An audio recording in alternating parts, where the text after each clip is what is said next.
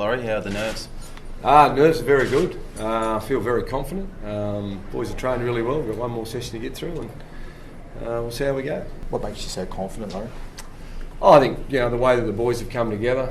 It's been a really enjoyable camp. The focus has been on football, and we're under no illusions. It's going to be a difficult task. Always is coming up here in Queensland. You don't get too many favours, so. But we've got to adapt, and we've got to make sure that individually now our preparation is great, and there's no reason why it won't be. When you say favours, do you think you're going to get jammed by the refs up here? Oh, look, I don't think. For us, we can't control what other people's thoughts are.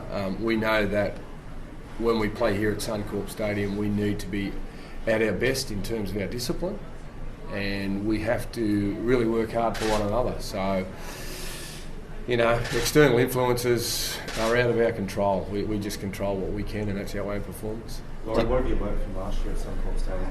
Queensland really put a jump on you guys. Yeah, they did. They were magnificent. So we think that that'll be the process again. Will be to try and start fast, and I think both teams are aware of the team that started fast last year, went on and won the game. So but it's an 80-minute game. Anything can happen, but part of the focus needs to be on that first 10-minute block, and once that's over, you concentrate on the next 10-minute block. Sam Fido was pretty inspirational in Brisbane last week. He's not playing tomorrow. Is that Oh, look, Sam's a loss for any team, but Queensland have shown, regardless of who pulls on that jumper in the past, that they've got guys to come in and do a job. So he's been an important member of their team, but I don't think New South Wales will underestimate Queensland's ability just because Sam's not there. Laurie, you've done a lot of work probably on the mind games or the mental state of your debutants. Are you confident that they're not going to be overawed by the occasion? Oh, you don't know, but all the indications are they'll be okay. I've got every faith in them. It'll be a little bit quicker, no doubt about that, and I think they are aware of that. But all the indications are that they're ready to go, and they'll go out there and play like they have done for the Bulldogs all year. They'll play with purpose, they'll play with confidence, and they'll bring a real composure to our footy team. And I think that's something that we need tomorrow night. Jonathan Thurston has said that nothing can prepare them for Origin. No, he's probably right, because it's one of those things that you can talk about it all you want, but until you actually experience it, you don't know what it's like. So, but they're guys that have played in big games before. Josh experienced Origin footy last year, so he's played in the grand final. Trent, on the other hand, hasn't done either of those things, but the way that he's conducted himself throughout the week has been first class, and I think he's really taken control and ownership of this footy team, and I think the players have real confidence in him that he'll get the job done. They say he's very calm. Yeah, he is, and that's one thing that's really struck me, and he's very confident. He knows his strengths, and he works meticulously on his game, and for us, to have that calming influence there, I think is very important. How important would a win be here then to come down to Sydney with 1-0 in the bank and all of a sudden looking at this record breaking back home? Oh, look, I think game one's always very important. You'd like to win game one, and that's where all our energies have been. We haven't really focused in on game two and thought about what may or may not happen. You look too far down the track in this environment and you can get yourself in trouble. So it's for us, it's a matter of getting through today's training session and then making sure that everyone prepares individually as well as they can and be ready at 8 o'clock tomorrow night. For you guys to win, what needs to stand up? 17 players. Yeah, I think it's we can't have. We can't have 13 guys at their best and 4 not. It's a 17-man game, and we've got to make sure that our 17 play the best that they possibly can. And if they do that, we'll give ourselves every opportunity. What weaknesses do you see in Queensland? Oh, they haven't got too many. I think they've shown over time they're very resilient. They're a wonderful footy team, very well coached. Got some great players, but for us, A lot of our focus hasn't been on Queensland, to be honest with you. It's been on ourselves and making sure that we know what our roles are and what expectations are from within our group. And I think for this group that's very important. And I think that we all know what they can do, but we've been more about what we can do and really trying to get ourselves with a real sense of purpose in what our roles are. Laurie, if you imagine those who are daring to imagine a New South Wales win, you imagine Jared Hayne having a blinder. How's he been in preparations? Yeah, I can't fault any of the guys. Jared, a very special player, we all know that, but if we're relying on Jared, I don't think we're in the right headspace because we're going to rely on 17 players. That's what it's going to take. It's going to take a huge effort and one that we need to make sure that everyone contributes. Expecting a fiery first 10 minutes? Look,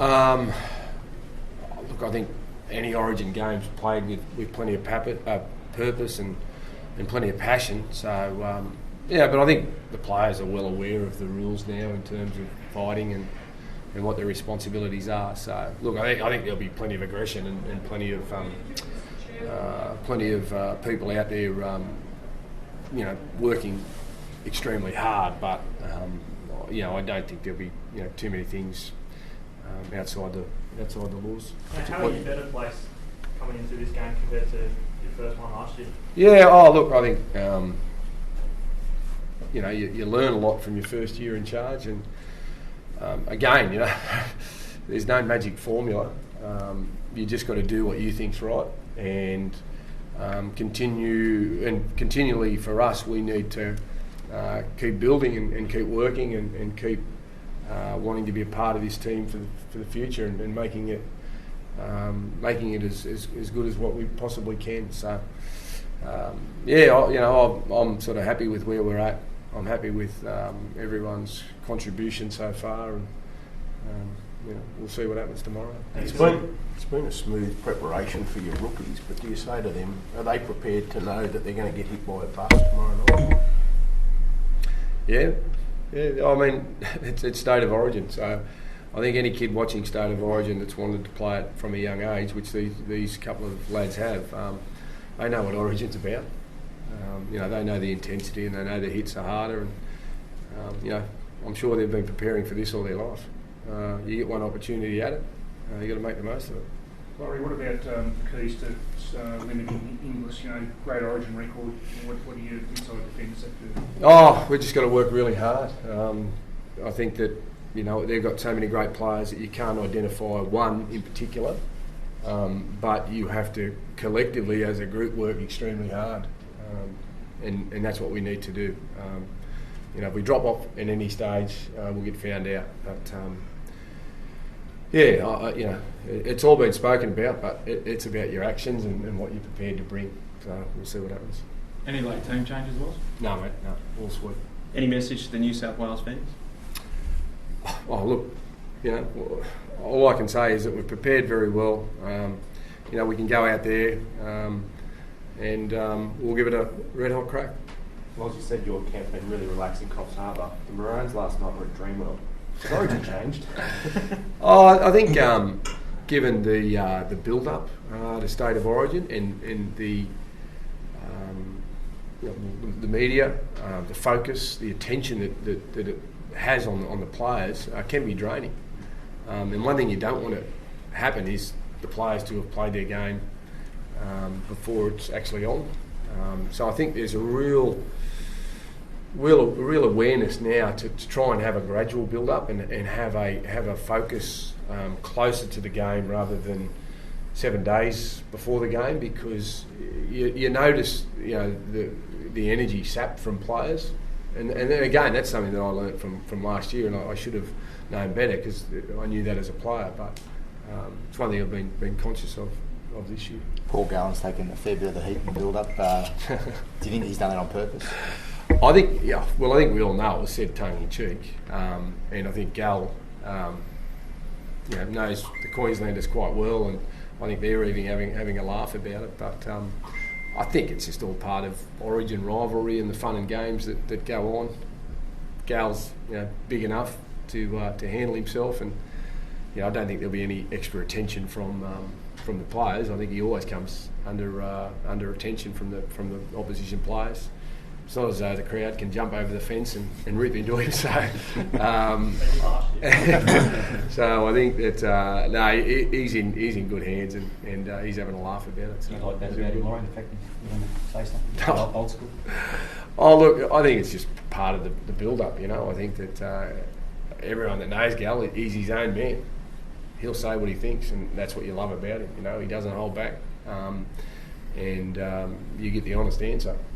So for us, as our skipper, we'll support him, and if he says that, it's one of those ones that he's got to lead by example. He'll know he'll cop plenty from the crowd. He's ready for it, and I'm pretty lucky though because I'm in the box, so I don't think I've copped too much. Quick budget come. No, Bertie came in.